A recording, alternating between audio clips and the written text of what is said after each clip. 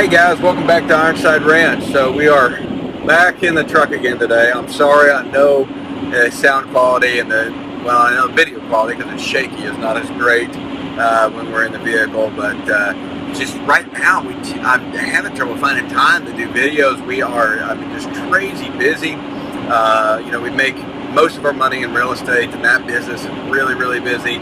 And then our farm has been slam busy lately. Amanda Lynn's actually, I'm on my way to a job site. Amanda Lynn's dealing with a cow that has bloat. Some of these cows just seem to be really susceptible to it. Had no issues, and then all of a sudden this thing is just down, no change in diet. It's really frustrating. Anyways, CBDC, ESG, all this stuff coming out. We're getting more and more information about this.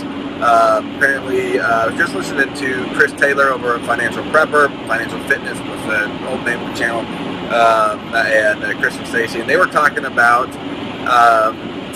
Merrill Lynch running this ad, basically saying that, hey, ESG scores are going to be important. That was the long and the short of it, is that ESG scores are going to be a part of their algorithm going forward, and how they're going to help people. So for those of you that don't know what your ESG score is, what's it stand for? Environmental, social, and governance, I believe. And basically what it is, it's a social credit score. It says, hey, this person generally agrees with what the status quo is, and so this person is a good person to provide certain benefits to.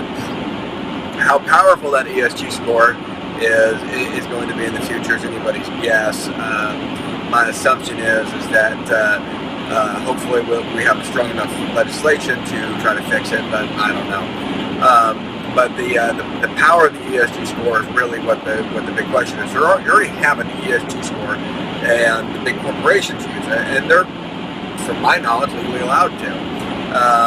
But the thing is that when the government starts using it to say, who can get a home loan, who can get whatever benefits, an auto loan, when that starts coming into play, well, then it becomes a bigger problem because, we've had home loans in existence and they've driven up the prices of homes that now, it's not impossible to afford a home without a home loan, but it certainly is pretty damn tough. And so this ESG is extremely important in how it's utilized going forward. Now, truthfully, I think we all agree that it should probably be gotten rid of, and there's an argument that it may violate the First Amendment, or that it probably does. Didn't say may. It probably violates the First Amendment in that because it regulates your speech in some capacity. So, how does ESG come to affect us in the future? Well, central bank digital currency is the next step, right? We know that this is getting launched. This is not conspiracy theory. The government has announced this, right? Joe Biden announced this, and in fact, there's executive orders written on this. So we know the central bank digital currency is going to happen. Now, how much control is really the only question that's up for grabs, right? Because, and here's my theory on it, and some of you might correct me, I don't think the U.S. will ever go to a completely cashless economy, and here's why. For one, Iceland has actually been trying this for years. I remember, so I was in Iceland about 10 years ago, and then I was there again about 5 years ago. And both times, pretty much everything was cashless, right? They have this cashless economy, which even though there's no central bank digital currency, it's effectively the same thing because they can track all transactions. But there's still a small amount of cash on hand, and you can still get cash, and some transactions are still done in cash, but there's no vendors that only take cash anymore. They all took digital currency, right? Credit card processing, etc.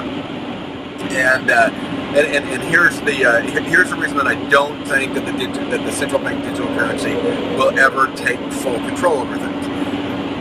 One, because it would basically put credit card processing centers out of business. And those people have a lot of power. Visa, MasterCard, Discover, American Express, they have a lot of power. And I think it would put them out of business, same the way that it would put the banks out of business. Because if you go to the central bank where everybody's on a central bank digital currency, everybody has a Fed wallet, and there's no reason for any other transaction process other than that Fed wallet. And just like the pharmaceutical companies control so much stuff, so do the banks, and so do the the credit card processing companies, and they're not going to be happy about a central bank digital currency that takes them out of the deal. So I don't think that we'll ever have this true cashless economy with nothing but a central bank digital currency.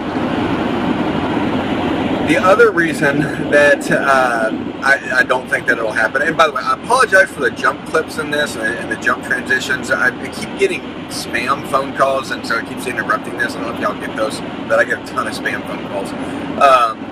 Anyways, the central bank digital currency, the other reason I don't think that it'll fully go through is because there are elites that are doing stuff that they don't want tracked. And if there is a central bank digital currency, there is a record of them going to Epstein's Island, right, and spending money there.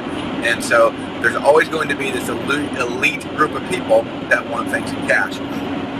There's also always going to be holdouts of people that want things in cash.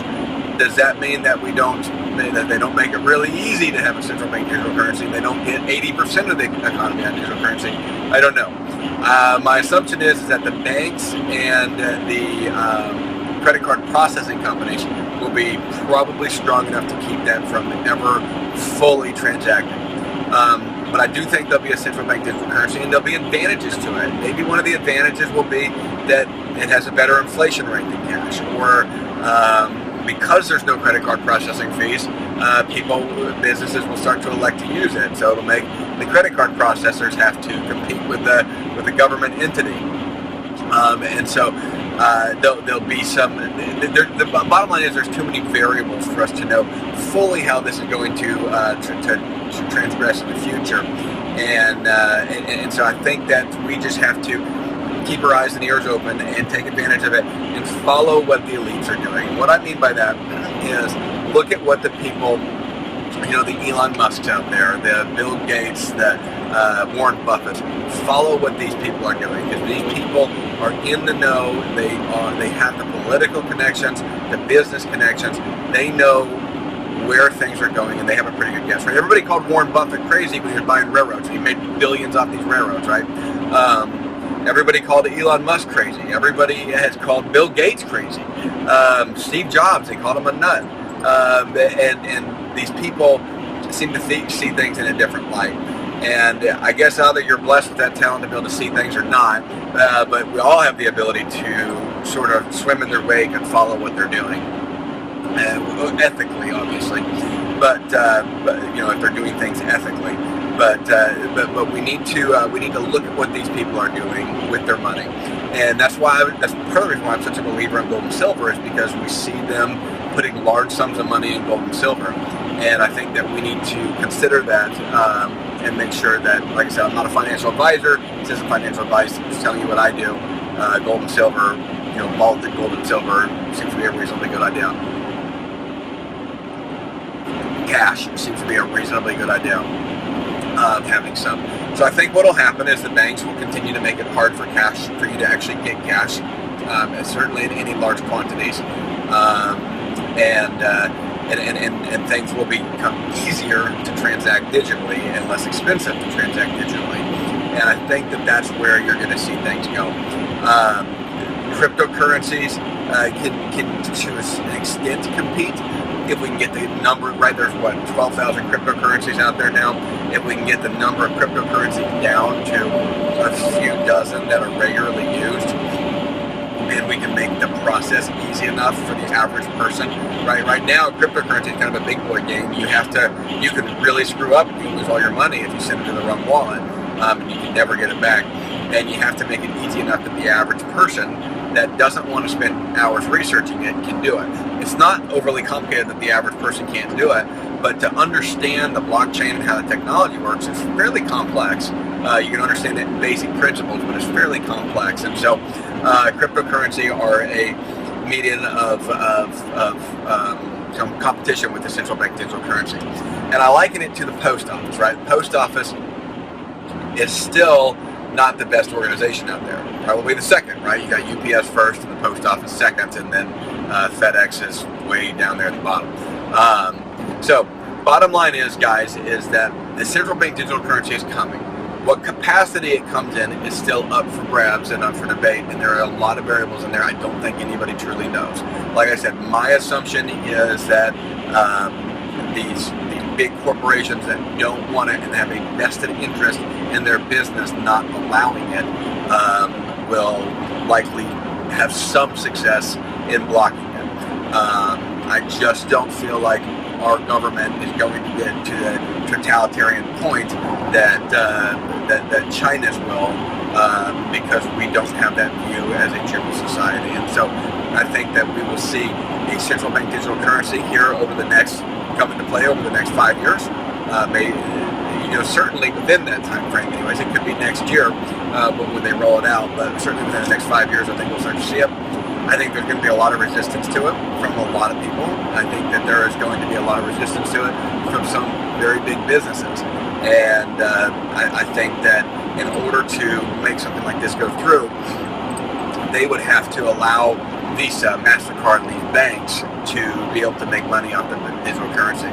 And I don't know that that'll be in the cards for them. So, guys, I thank you guys so much for watching. I just really wanted to give you my thoughts on how this is going to roll out. I know this is about as clear as mud right now because there's just too many variables. There's too much vagueness in this that I don't think anybody truly knows. But I do think that it is going to happen without a doubt, and that it will certainly impact our lives to some extent.